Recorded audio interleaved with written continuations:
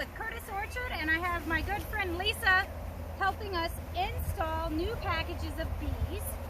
This is just in time for the bloom, which is right around the corner. Could be as early as next week. And we're going to tell you what our process is. The process kind of varies slightly depending on the weather. We have ideal conditions to do the simplest and gentlest process for these packages. So I'm just closing this hive here, and then I'll explain to you from the very beginning how we get the bees out of these boxes and into these hives.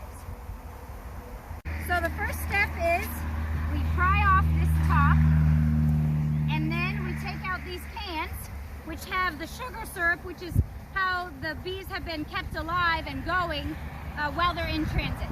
Probably these packages of bees originated in Georgia or Florida because it's a lot warmer there, so the hives can produce more rapidly, and they can take 3 pounds of bees and put them in these boxes with a mated queen.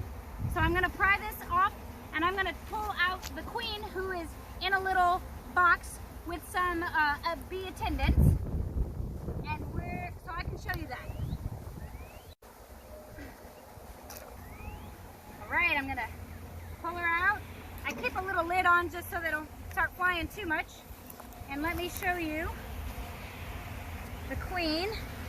Now, they did a nice thing for us, and she is marked. If you can see her, she's got that little white dot, and she's crawling around. Now, this is just some solid sugar.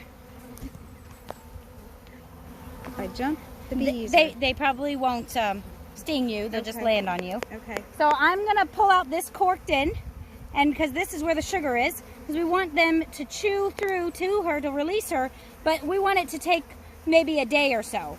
If we were to release this end, which just has a cork on it, she would be released almost immediately. And because the weather temperature is nice during the day and at night, we don't need to release her that quickly. If it was very cold, we would be more interested in releasing her quickly, just to keep her, allow her to keep warm and not get suffocated. So you can see that they're all landing on her because they smell her and they want to stay with her. So I'm going to bring them over here. You can see they land on my hands. They really like her. It's a good thing. Yeah, they're just like going crazy. Just take a little plier here.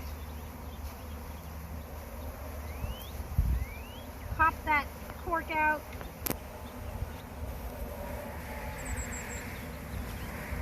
And I like to kind of poke a little bit in there just to give them a little bit of a head start. The challenge is not to poke too much so you don't poke the sugar out into her brood chamber.